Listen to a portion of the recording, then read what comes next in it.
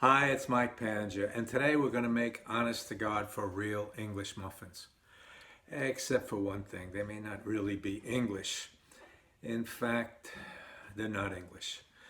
They're American. They were invented in about 1880 by Samuel Bath Thomas in his own little bakery in New York City.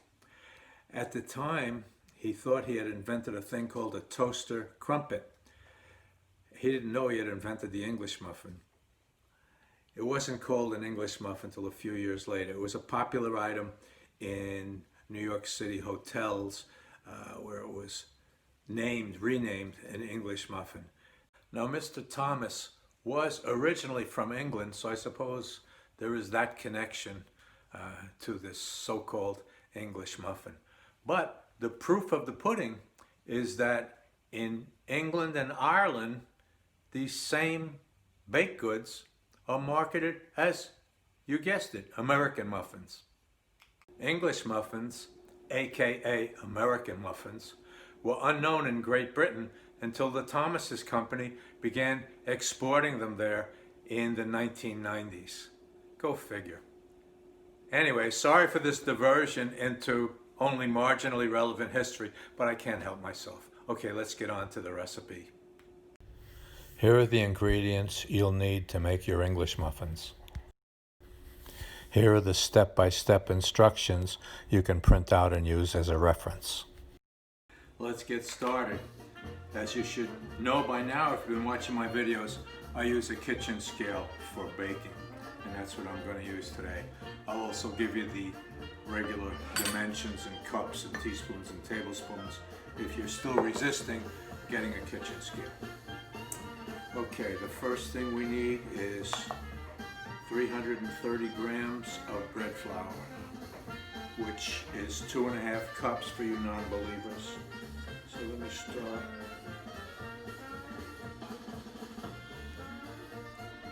Need 7 more. 330. 1 package of fast-acting yeast.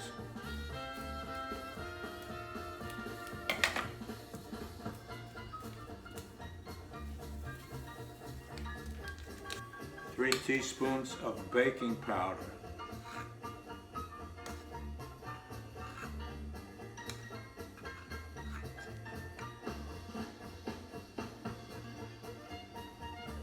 1/2 teaspoon of baking soda. 17 grams of sugar. That's about 4 teaspoons.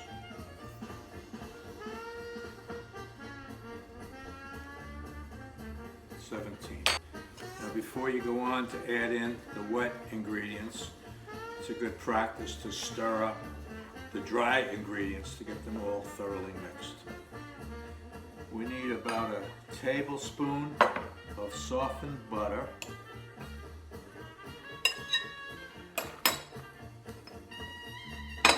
And 1 egg. Lightly beaten, nothing serious. Using a fork is okay. The egg goes in. Adding in 190 cc's or grams of warm milk, that's about 7 ounces. Now we want to stir this all up, mix it to make a shaggy dough. Now that I've mixed it pretty well, I want to add in my 7 grams of salt. I hold this to the end so that it doesn't interfere with the action of the yeast.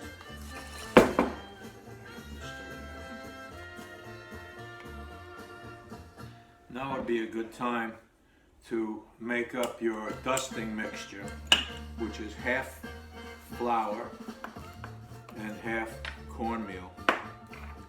You don't have to measure it, but eyeball it roughly half and half. There's the cornmeal, and there's the flour.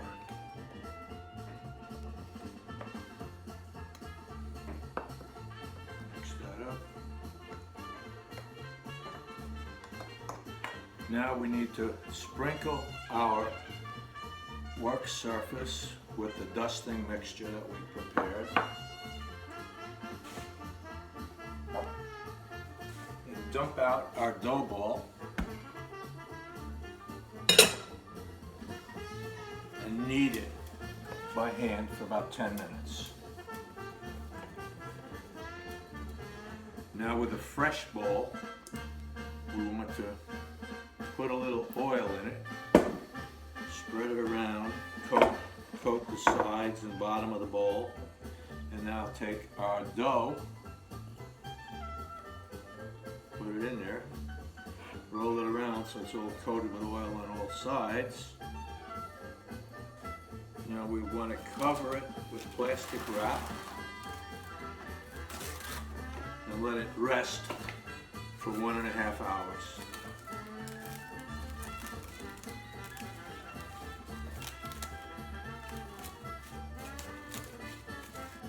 Before cutting out the individual muffins, you want to prepare a baking sheet with the dusting, flour and cornmeal. So that'll be ready for when you cut your biscuits. Now we'll want to prep the work surface again and uncover our dough, dump it out,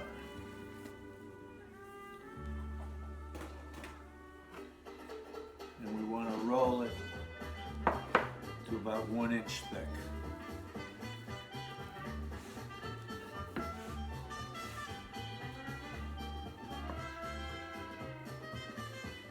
To cut the muffins, I have a glass that's 3.5 inch diameter, about 9 centimeters.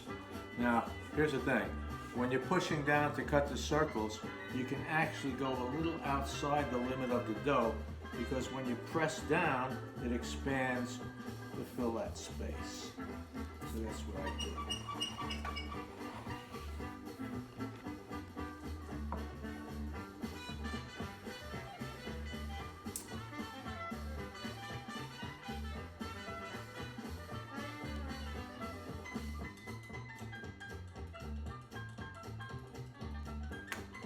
Now we'll cover these and let them rest for 45 minutes.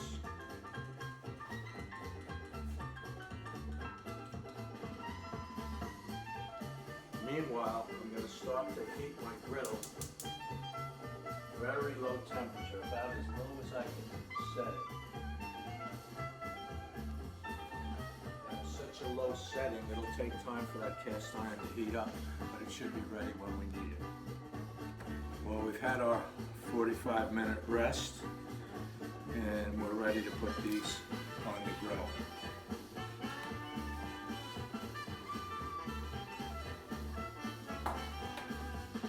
We're going to put our muffins on the preheated dry grill and give them 6 minutes on each side.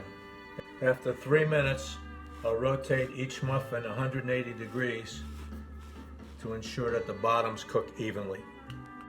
After 6 minutes, we're ready to flip these.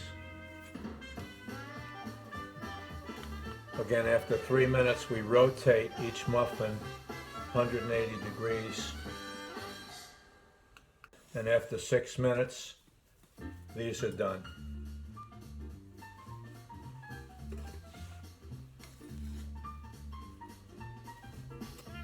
Here are 6 English muffins, perfectly done.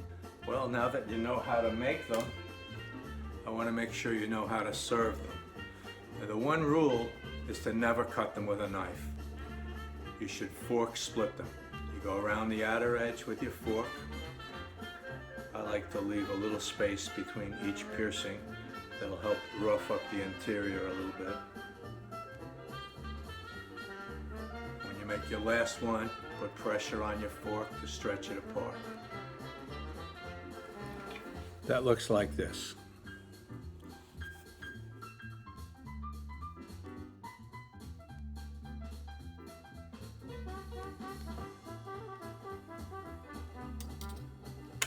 Here they are, hot and toasty, ready for your toppings.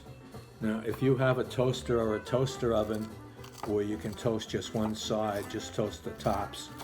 That'll be preferred. It'll give you nicer results.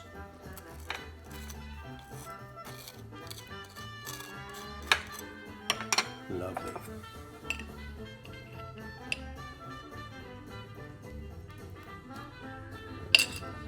Raspberry jam on them.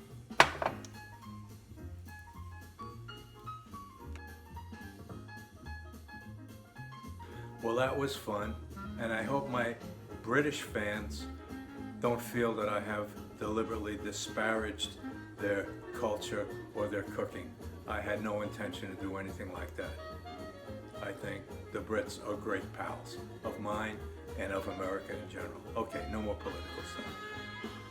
At any rate, I want to remind you, if you've been watching my channel and you haven't subscribed, you really should. Please subscribe.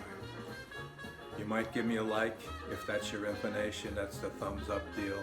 You hit that. You can hit a don't like if you don't like it. You might as well be honest about it. The thing that I'd really like you to do, if you can think of someone else that might be interested in this type of channel, share it with them. That would make me happy. At any rate, I appreciate your watching. I want to thank you, and I'll see you again next time.